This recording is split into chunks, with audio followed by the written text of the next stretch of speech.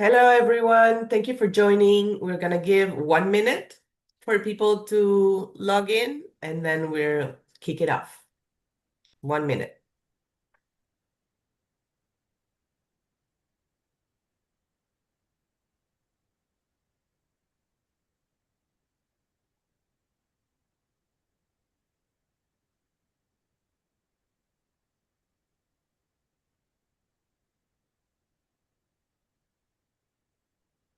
Again, for those joining now, we're going to give 1 minute, actually a little bit less than 1 minute, to start off this session today.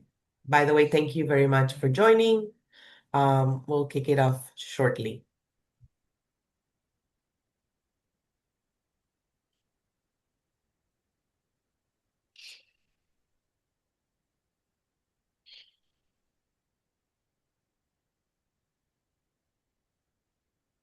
All right, I think we can start. Um, Hello, everyone. My name is Karen Hassim. I want to welcome you today to this webinar on turning storage efficiency into real cost savings with Amazon FSx for NetApp ONTAP. I am a product enablement specialist here at NetApp. And joining me today, this morning or afternoon for you, is Ty Holmstrom. Hi, Ty.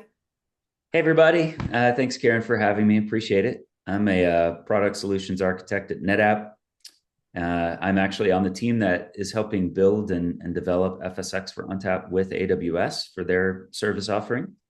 And I typically cover our development segment, game development, ISVs building applications in AWS, amongst others. So it's good to be here. Thanks for having me. So you work with a really, really demanding workloads in Yes, in yes. essence. All right. So let's go over what we'll be talking about today. We'll walk through three main things. Why storage costs can drift in the cloud, how FSx for ONTAP with its built-in features can help you optimize those costs. And we'll also talk about a tool that we have called Workload Factory that can actually help you determine what would be your cost if you were to consider migrating to Amazon FSx for NetApp ONTAP. Um, so now let's start with a poll, and I want to open it up with a poll. I want to know what is your current status related to the AWS cloud? Have you already migrated? Are you considering migration? Or you're just here trying to listen and explore just to learn a little bit more? And the second question I have for you is, what concerns you about cloud storage? Um, so let's see how that goes. I cannot see. I'm gonna give it like a minute for people to answer.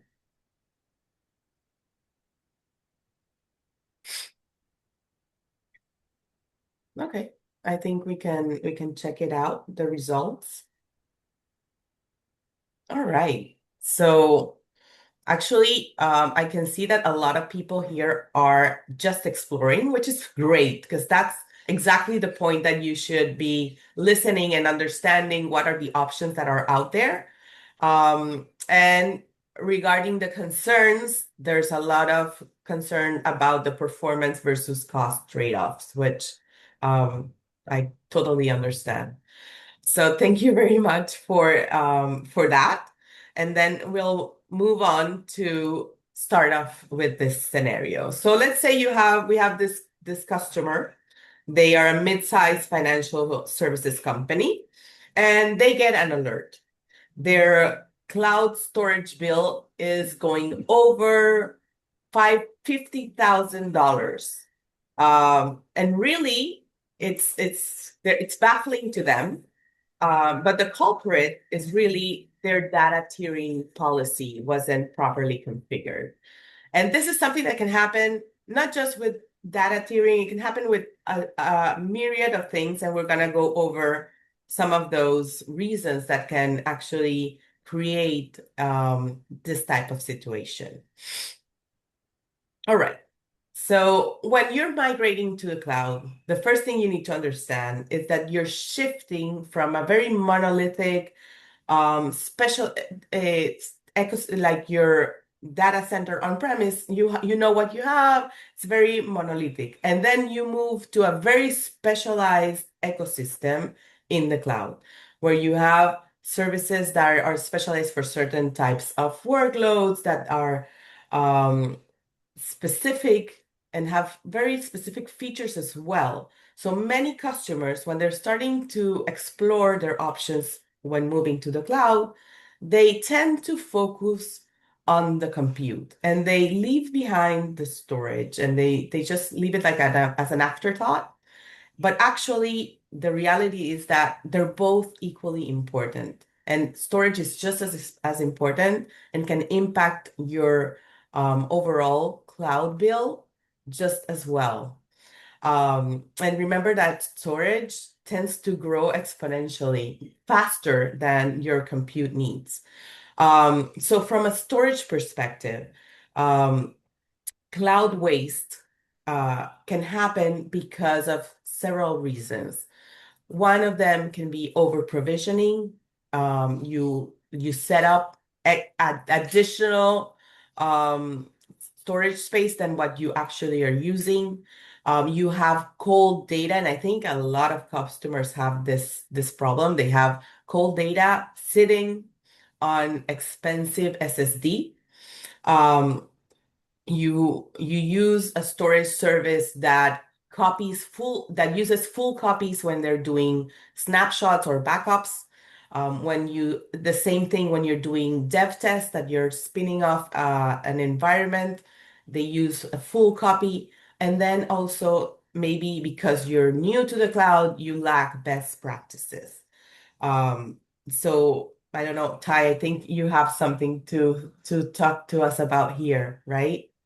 Yeah. So before I came to NetApp, I was running IT for a startup, oil and gas innovation startup here in Houston, hot, humid Houston, Texas, where I live. Um, and I remember the situations of our application developers and other parts of the company always needing storage. They need, data growth exploded that time. And it was kind of the Wild West, but it was easy. It was like, hey, we just buy a couple more hard drives, toss them in, no big deal, and you can use them as you need to. And you needed some governance on it, but that wasn't as pervasive of a need as we're starting to see in cloud. None of us will really tell you, hey, go to cloud, it's cheaper. I think the ultimate truth is if you just take what you have on prem and you toss it in the cloud, it's going to be more expensive in general. I see that 9 times out of 10.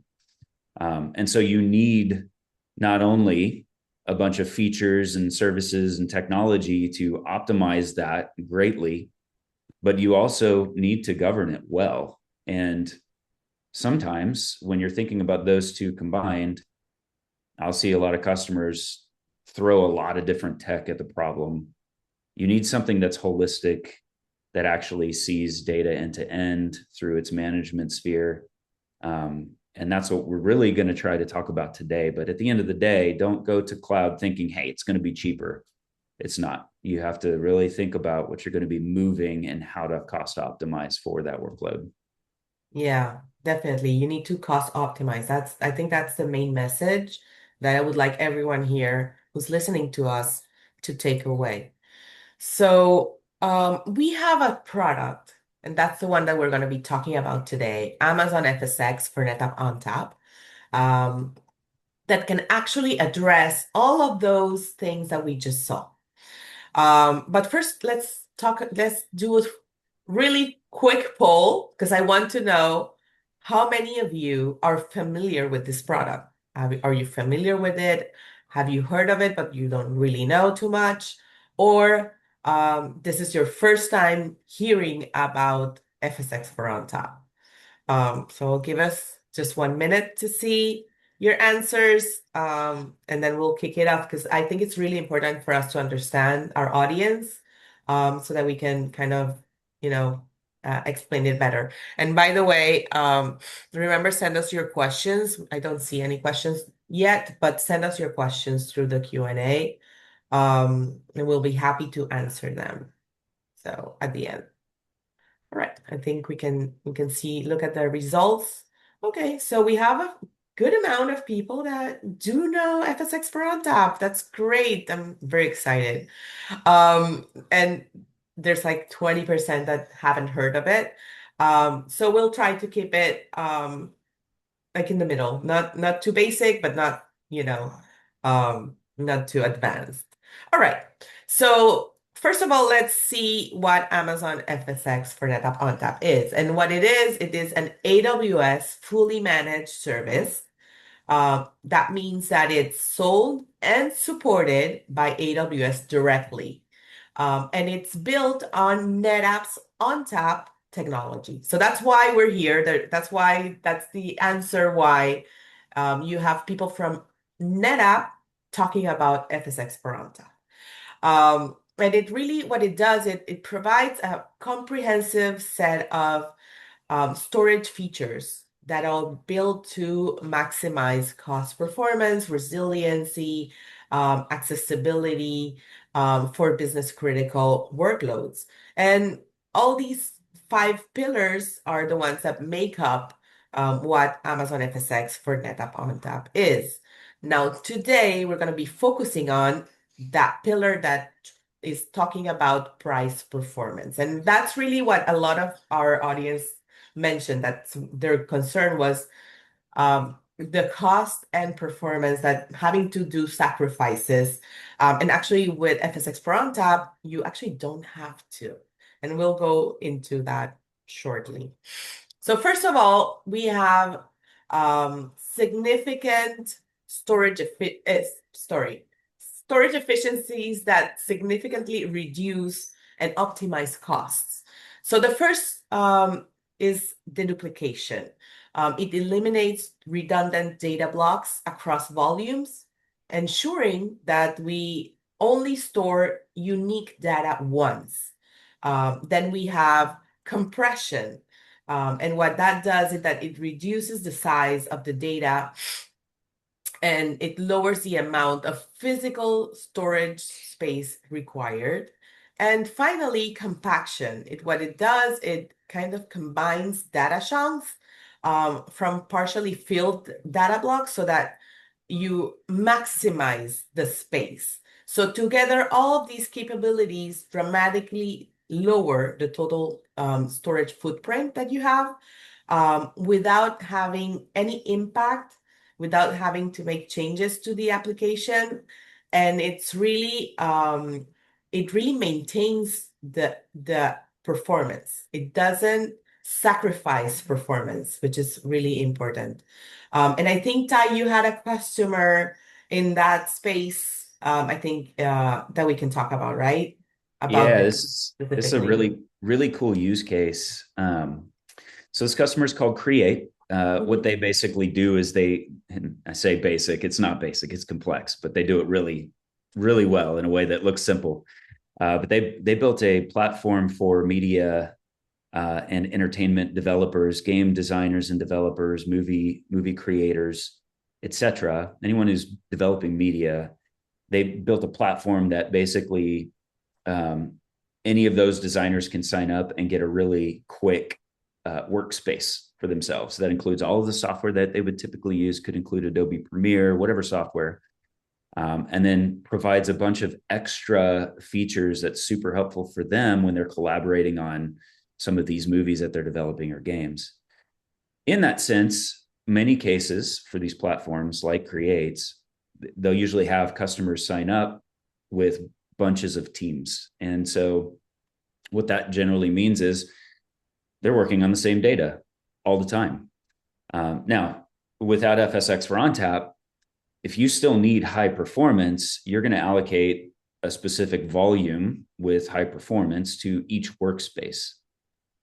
Across those workspaces in that scenario, there is no dedupe. So they're essentially duplicating all of their data, in essence, across these volumes, even though the data is the same. With FSX for ONTAP, they actually found a way to include all of these volumes in our block service within ONTAP. It's iSCSI, basically, because it is a multi-protocol file system. And they're deduping across all of those block volumes on FSX for ONTAP now, which dramatically reduce their costs, but they can still serve up the performance that their users are demanding. And if you know media and entertainment, they demand some insanely high performance. So it was a really cool use case to see, because outside of that, they were not going to even be able to make the platform work well on AWS and then pass off any cost savings to their customers. Their costs were going to go up for their customers.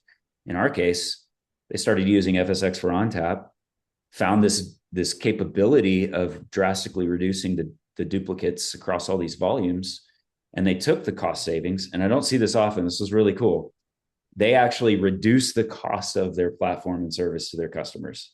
Usually customers will, like builders will take that money and just use it to innovate. Also a good thing. But I liked seeing them take this cost savings that we were able to help them with and then actually pass that off to another customer and save them money too in the cloud. It's a really cool use case. You can actually see there, it is a public use case on NetApp's website and AWS. We could put that on the chat later or something, but it is available for you to go read in detail if you want to see it. Wow, that's really cool. All right, so continuing with that, on that same topic with storage efficiency, actually we have documentation available. It's actually posted on AWS on the ONTAP users guide. And here you can see the storage saving examples by workload types. And really that you can get from compression, the duplication. So really something really important, and it has a lot of impact. So the other thing that we have, other than the storage efficiencies, is the thin provisioning. So when you are first starting with AWS, you have to provision your storage. But the thing with FSX is that when you create your FSX for ONTAP, it is thin provisioned.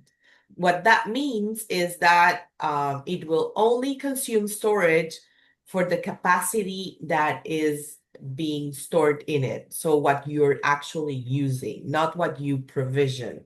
That's the big difference. And other storage services you will pay for the full amount for whatever you provision.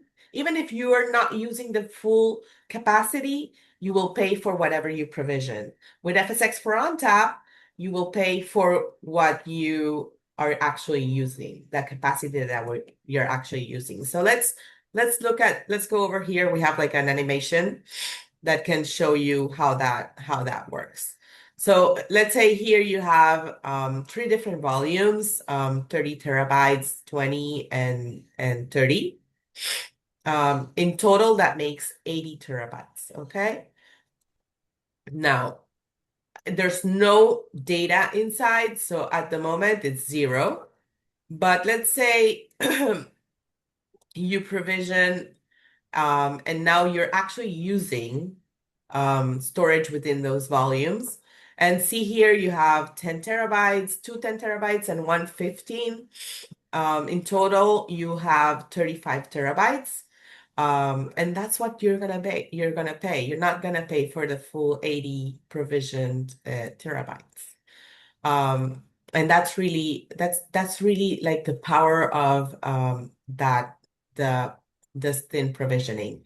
And now with the data tiering, which is another great feature that comes built in with FSX for ONTAP, is that you can optimize your SSD storage costs by using this feature. And really what it does is that you have your storage, and let's say you have data within that storage that suddenly becomes cold. It's not accessed frequently. What FSX for ONTAP does is that it automatically moves that data block, that volume to the capacity pool, which is a lot cheaper. Um, and it keeps only the frequently used data in the primary SSD tier. So that really it really impacts costs. And really because a lot of customers have a lot of data that is not frequently accessed. So this is really, really significant. Especially when you're managing. And I think all customers, I don't know Ty, what was the percentage of cold data that's present? Yeah, on average, we have a tendency to see between 70 and 80% It's cold a data. lot. Yeah, it's a lot. It depends on the workload.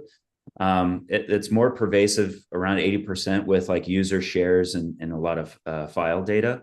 But we see similar numbers in block as well. Data tiering's it is a feature that again you can use it on prem and you can reap the benefit of it on prem, but it really shines in the cloud because cloud can be very expensive very quickly. You don't want all of your data sitting in solid state if it doesn't need to.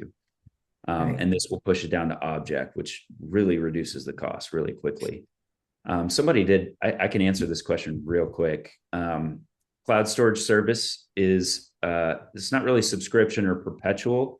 It's within the AWS console. So you provision it there and it's a monthly charge based on your usage. And there's multiple characteristics on how you build that out. But to answer your question, in a way, it's like a subscription. You pay once a month, just like you would EBS or EFS or EC2, whatever. Um, it is data tiering policy based, correct? Yep. Mhm. And And it actually, you is you decide the policy, right? You you define define what is that threshold, the amount of time for it to consider the data to be cold. correct. Yeah, it's So based you on manage time. it. Yep. And somebody asked if it's like storage grid.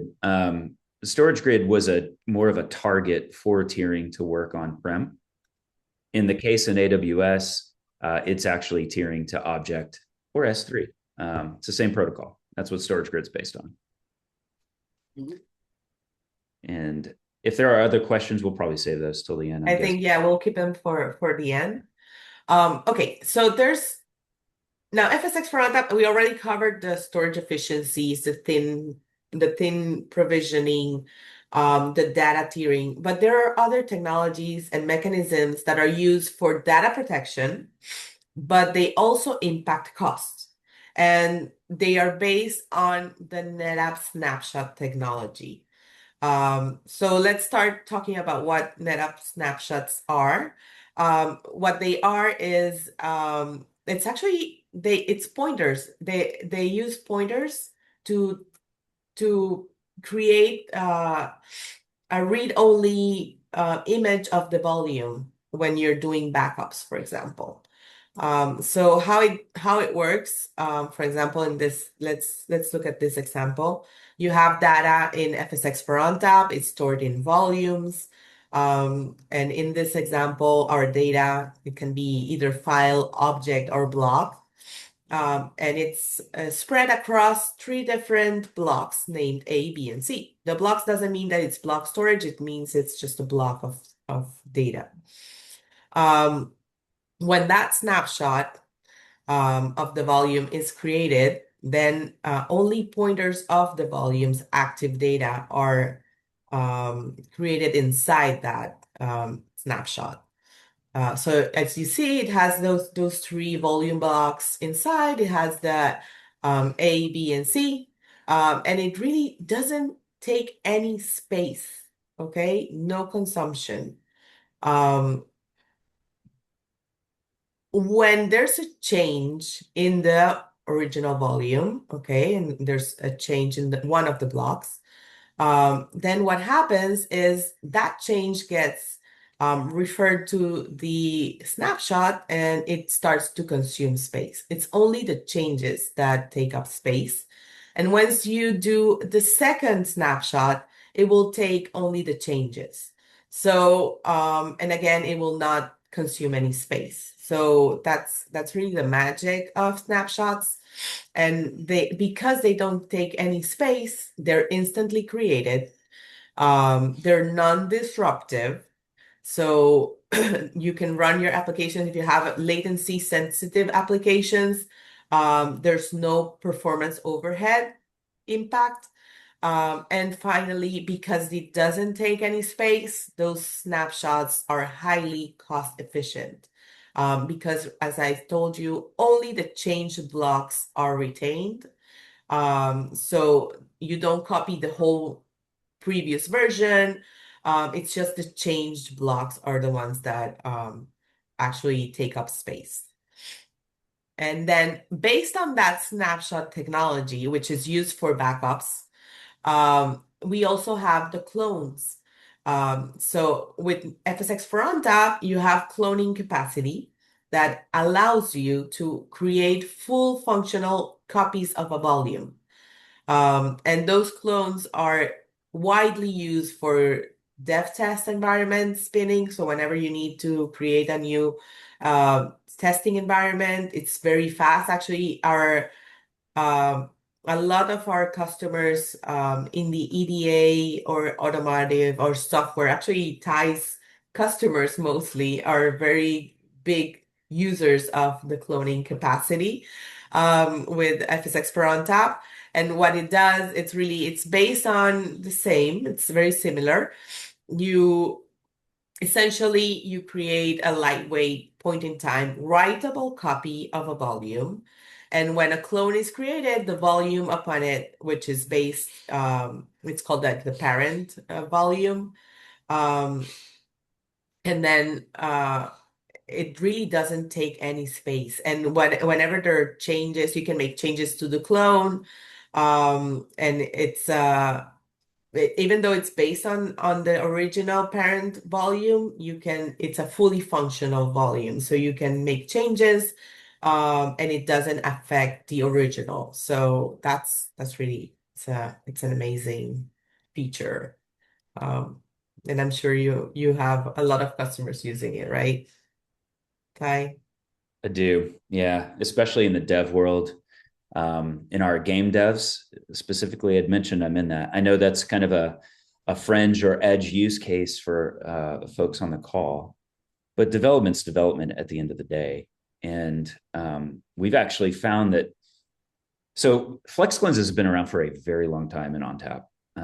It originally was created to accelerate the development pipeline end to end. So you create this clone of data and it accelerates the pipeline. Now, there's a reason why it accelerates the pipeline, and that is because the clone itself is thin at the start, so it's taking up no space, which means you're not doing any type of copying, and it's based off of the snapshot that we just talked about, which are already made efficient in the way that they work.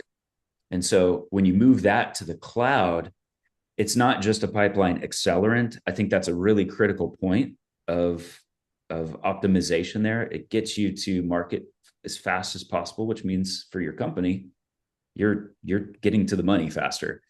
But in cloud, there's a cost savings because it's thin, which means if you're making clones, hundreds of clones, if you were to do the same thing on any other service in AWS for data, you're making full copies.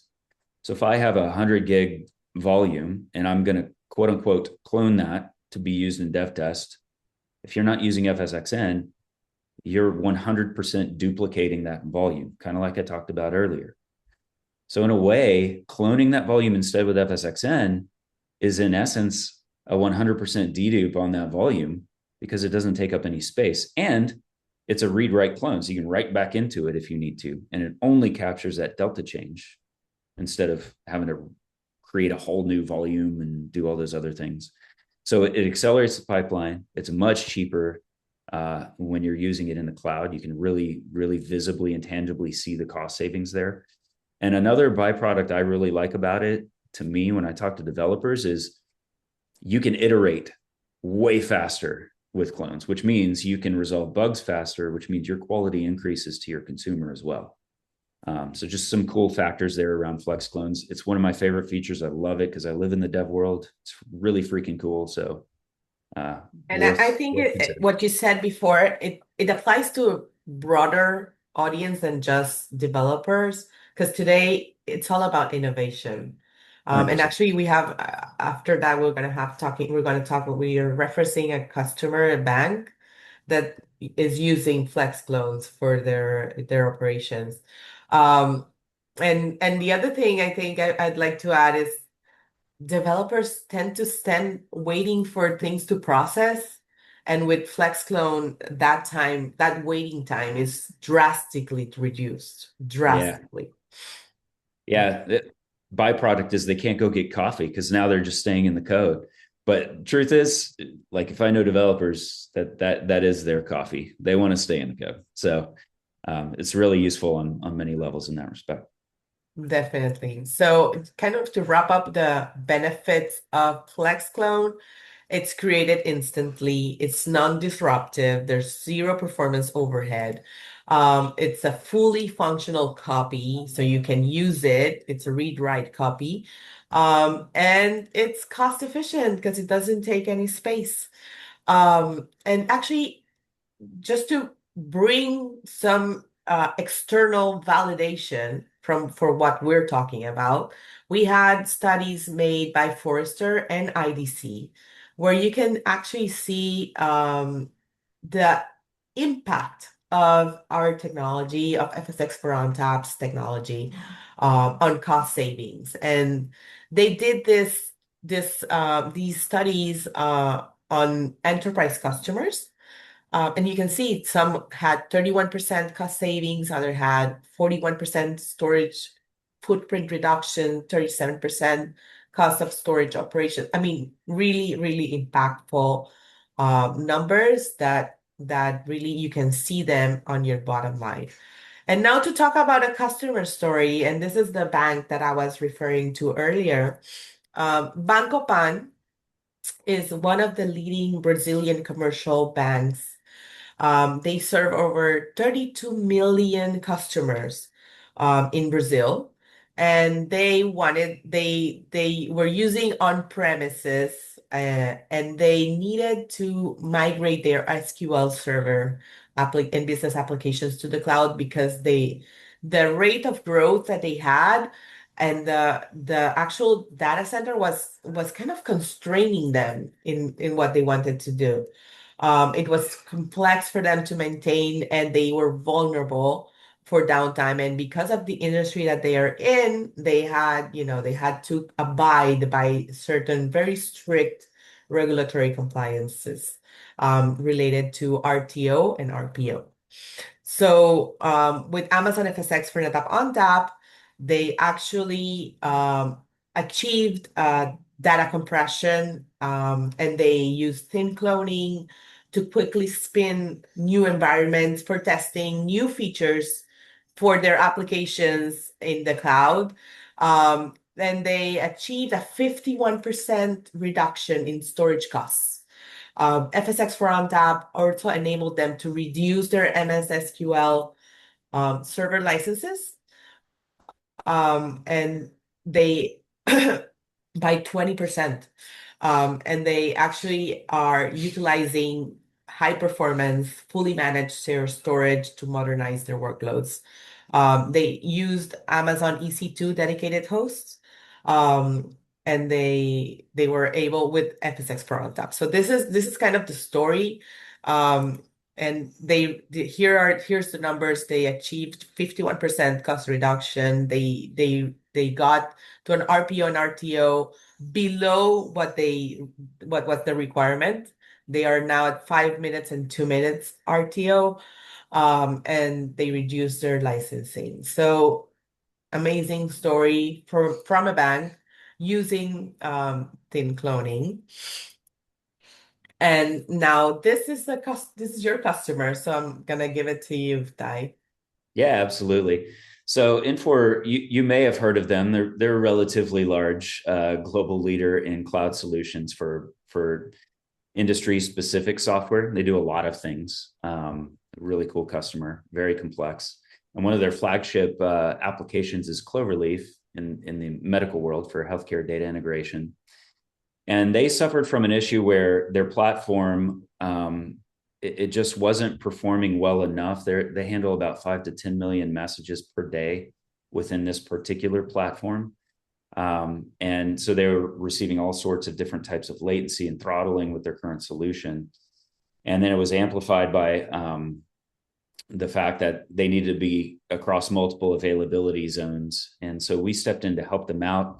And they ended up modernizing their platform with FSx for ONTAP, which helped them to process roughly around 70 million healthcare messages a day, which is crazy to me. That's an insane amount of message transaction.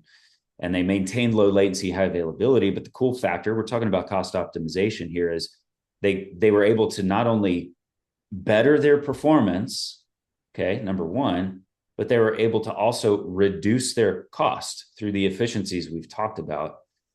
In addition to that, I like talking about devs. We just talked about a bank using flex clones, right?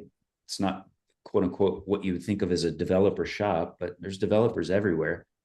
They were able to reduce their costs and improve their innovation capability as well, because they didn't need in-house storage expertise at that point, because it's a fully managed service. There are, some things you need to know about it, but Amazon's made it easy at the start.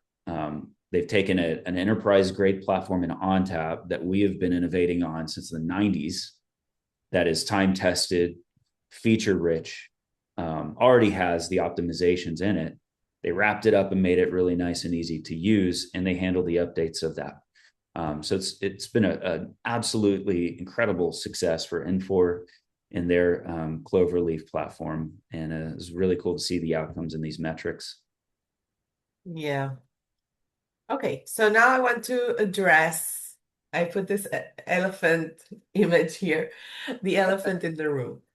FSx for ONTAP may show that we have like a higher cost per gig than other alternatives out there. But that cost ignores the storage efficiency, the automatic tiering, the backup, the snapshots, the cloning, all of these things that we bring. If you're not doing a like for like, if you're looking only at the cost per gig. So it's really important to consider all of the options. And really a higher cost per gig can still produce a lower TCO. And that's really the point, and that's what we want to show you here. Um, Really, if you look at pricing for other storage services, you will see that they charge you for everything extra. So it's important to understand that a lot of these things come built in for FSx for ONTAP. It's already, as you said, Ty, it's like pre-packaged, everything is together, and it's been time proven. So I just want you to leave with this message. Make sure that you do a full TCO calculation that considers FSxN, so that you can actually make the best decision for your workload. Um, so I'm sorry. So going back to remember this slide, all of these things, the over provisioning, the cold data, the full copy snapshots, backups, dev tests, all of this. And let's see how FSx for ONTAP actually kind of, you know, fulfilling the circle, closing that circle. And here we have, like, for example, the over provisioning is addressed with the thin provisioning that we bring. The cold data on expensive tiers SSD is addressed with the intelligent data tiering. The full copy snapshots, we talked about the space efficient snapshots that come with FSxN.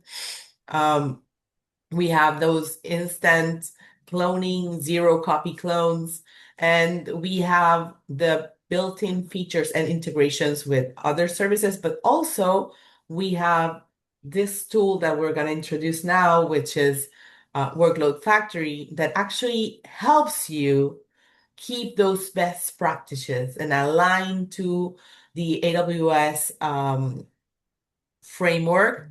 So this is it. This is Workload Factory. It's a NetApp service, software as a service. It is free. It's a free tool that you can use. It's a tool that helps you with your FSX for ONTAP.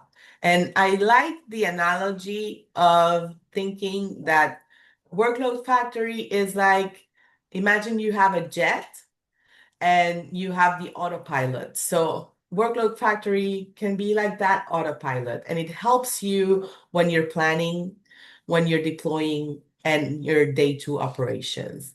But let's focus today on the planning and the TCO savings. So we have within Workload Factory, we have TCO calculators inside um, for EBS, for EFS, that compares FSx for ONTAP with these other services for databases. And actually, here's where Ty is going to help me, and he's going to give us a demo of Workload Factory and the TCO calculator. So with that, I pass it on to you. Excellent. Yeah. And it's funny, I saw a question pop up. Do we have a calculator that we could actually play with? Yes. Quick Yes, answer. Yes, we do. that's what I'll we're going to actually talk about. Yeah. I'll show that. That's exactly what I want to show. So I appreciate that question. Um, okay, so first, here's Workload Factory. Now, Workload Factory is a very robust tool. There's also sorts of really cool utilities and features and functionality in it. It's a lot of complexity made very simple. That's one of our goals. I think the slight problem to that is I can't talk about everything today. I maybe have roughly 10 minutes tops to go through this. So I'm going to focus on cost optimization, but there is something for everybody here, I hope. And if not, feel free to ask the question. So to get started, first, for the folks who don't have FSX for ONTAP yet, I think this is kind of one of the major keys.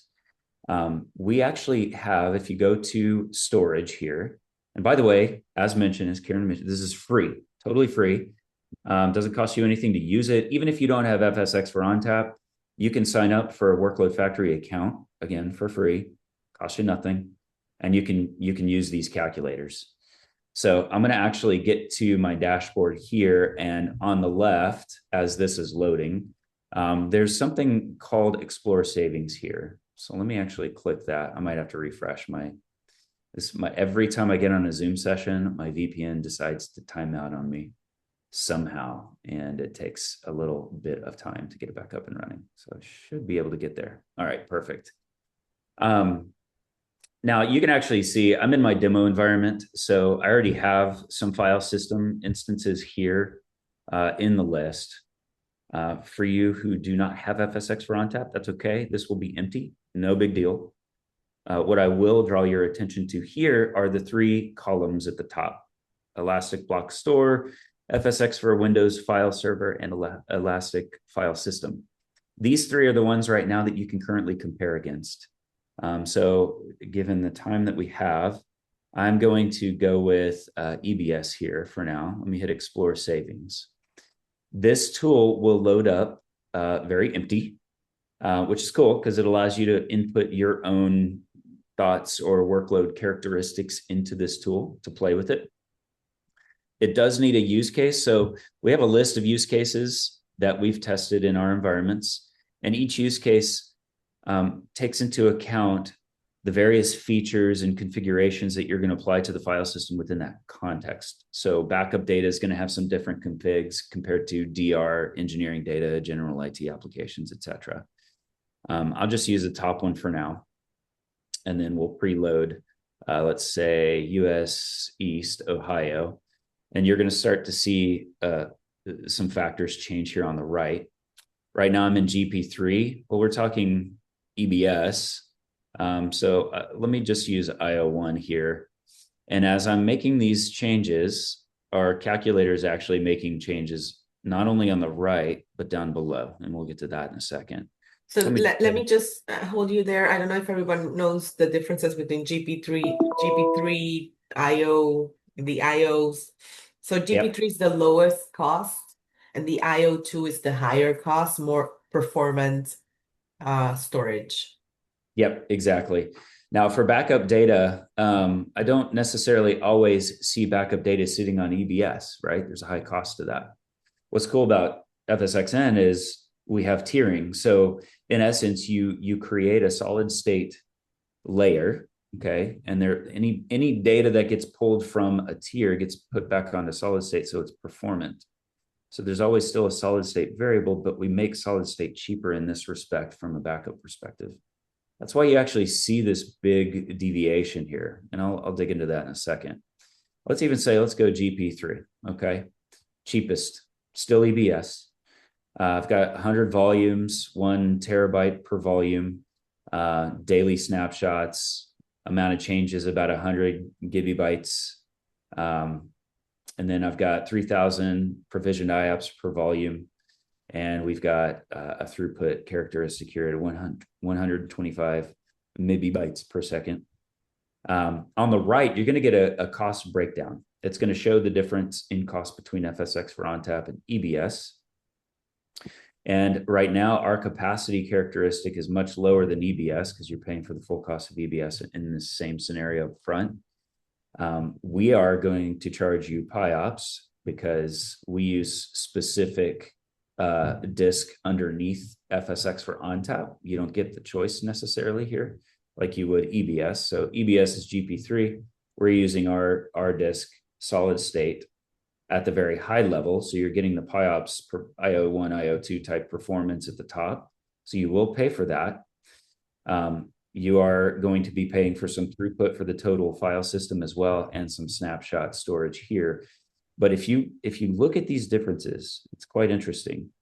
My snapshot differential is drastic with EBS, in addition to the capacity that we're actually paying for versus EBS. And that actually still makes us cheaper, even though dollar for dollar, when you're looking at gig to gig between EBS and FSXN, you're always going to see it more expensive. But we're applying tiering, we're applying all of our efficiencies, and some of the basic differences here between PIOPS and throughput shines. Now, you may be looking at it and saying, hey, this is your calculator. Of course, you're going to be cheaper every time.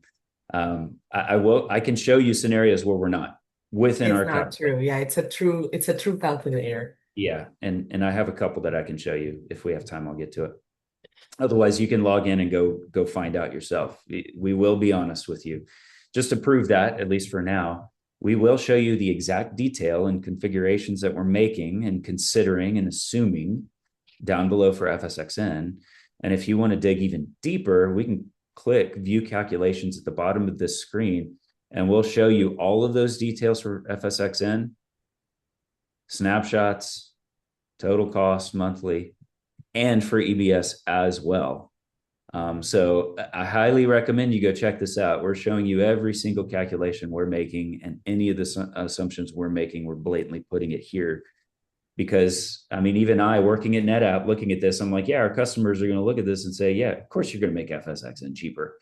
There are workloads where we're not exactly cheaper, for sure. We're going to be honest about that. But there are thresholds, and that's the caveat when we talk about total cost of ownership. There are always these inflection points when you start scaling your workload. At certain scales in many of these workloads, FSXN becomes cheaper and more cost optimal while still providing the performance. And it's in most cases at those scales. So you just need to take that into account. If you're like, yeah, I'm just going to do one super cheap, small, tiny little EBS volume, that's going to be cheaper than FSXN because you're deploying a full file system at a 1 terabyte minimum. So just take that into account. Be considerate of your workload when you make these inputs into the calculator. Just a couple quick other things. I know we're running out of time. I want to have time for some question and answer. For those of you who have already deployed FSX for ONTAP, Workload Factory, I highly recommend you check it out. And there's a couple of reasons. First, we have this thing called well architected. What we are doing here is we're looking at your file system estate, all the configurations that you have made on that particular file system.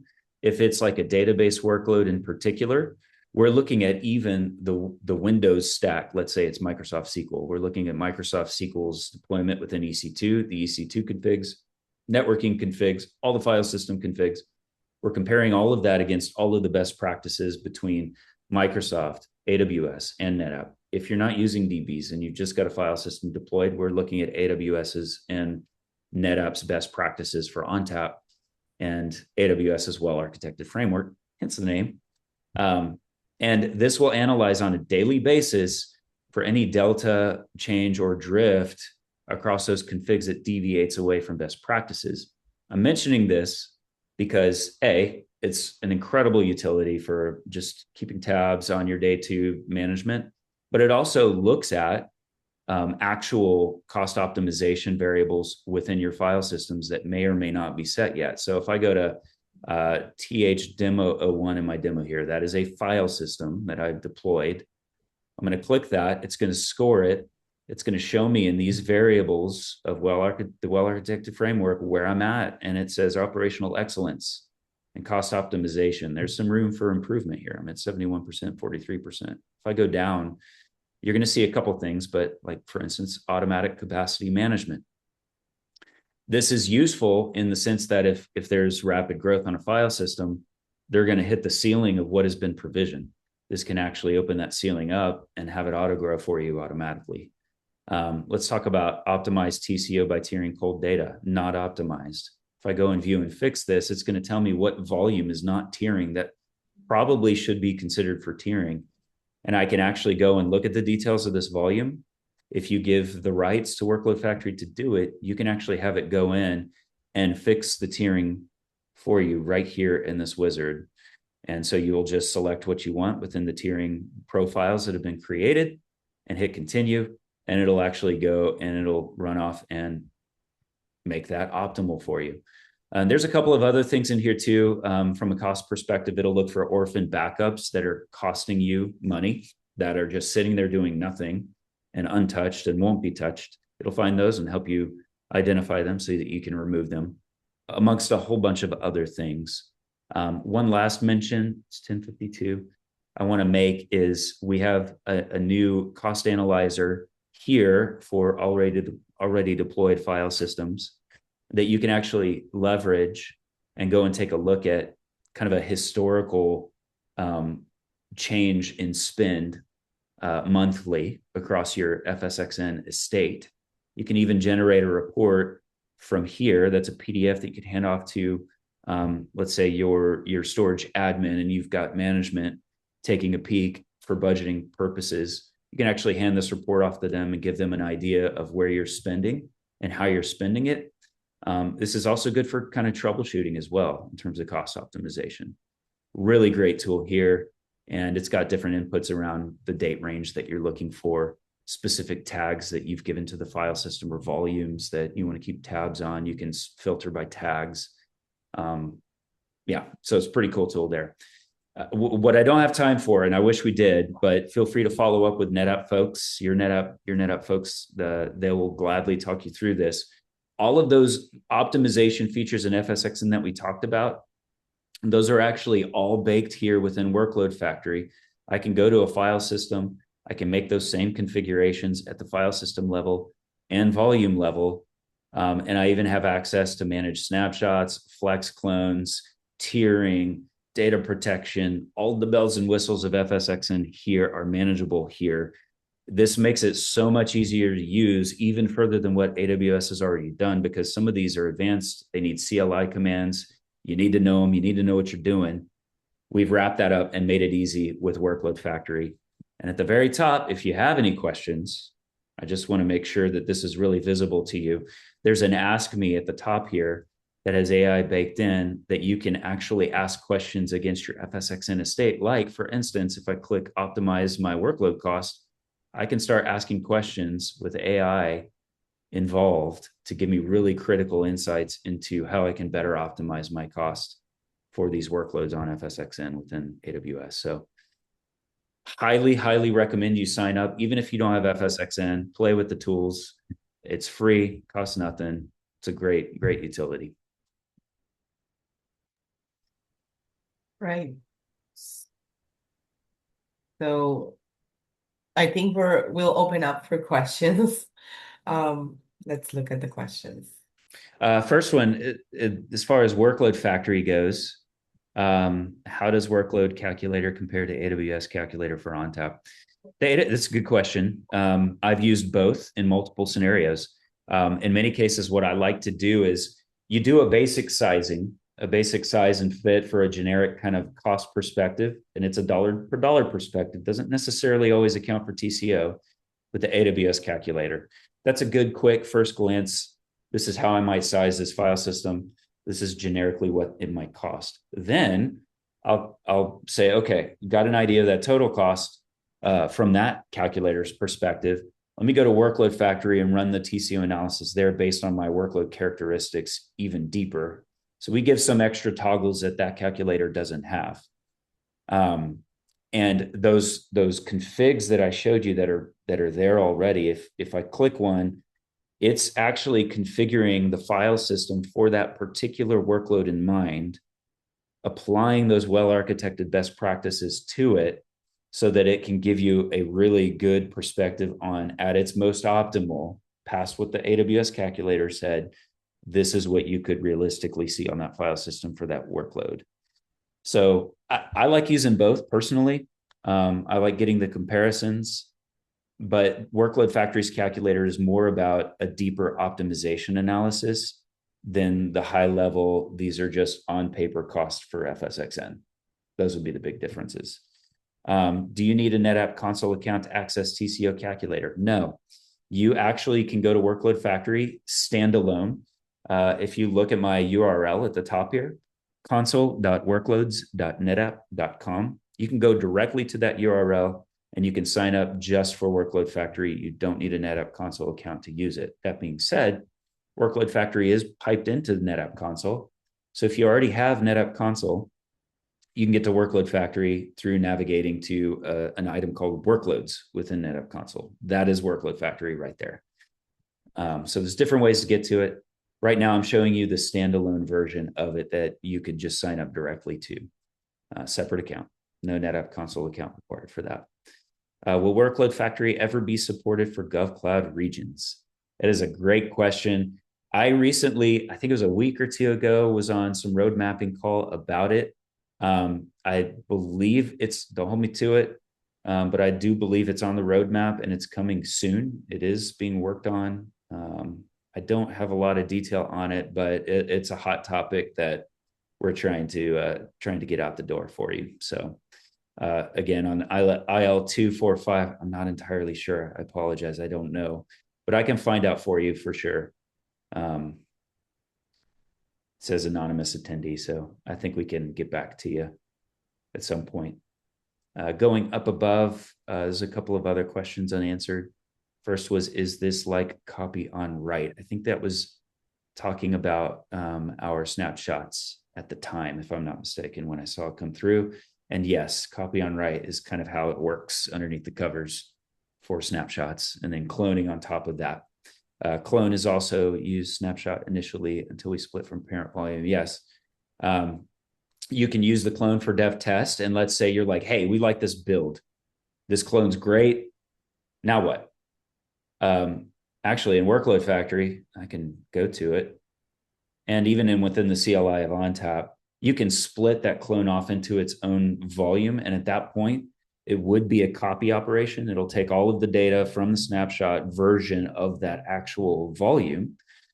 And you could say split clone, and it'll go and create that full volume for you to use in production or however else you want to use it. The same can be applied in Workload Factory. If I actually go to clones real quick, let me go to a file system and a volume here. I should talk about this too real quick. If I go to this particular volume, MNE volume 1, you can go to advanced cloning. I think it's in data protection, clone volume. I can clone from here. And then I can actually manage those clones by splitting off that clone. I think it's my screen is blocking what I can see here. I don't know why it's doing that. But there's a manage clone functionality where you can actually split the clone off within this GUI here. Um, you can also actually go and manage those snapshots as well. And they will show up here. You can manage the snapshot policies, all good stuff. Uh, Going back here, looking at the volumes from a cost optimization perspective, we give you a different view on capacity distribution. So you can actually see used capacity pool at the bottom of this little tooltip pop up, 45.23 gigabytes. It's a little bit harder to see in the AWS console. We tried to give you a different view in terms of how your data is distributed in this particular volume. Let's see, are there any other questions? I think we're on time. Yep. Yep, it Um, is 11. Yeah, good call. Thank yeah. you. So anyway, thank you everyone. We have posted if you're interested in getting like a personalized demo, or you can contact us, request a meeting. And if you want to just play around with Workload Factory, the link is posted in the chat. So, and remember to give us your feedback at the end. So thank you very much for joining. Thank you, Ty. Yeah, thank you. Thanks, Kieran. Great job. Appreciate you. Thanks, everybody. Bye.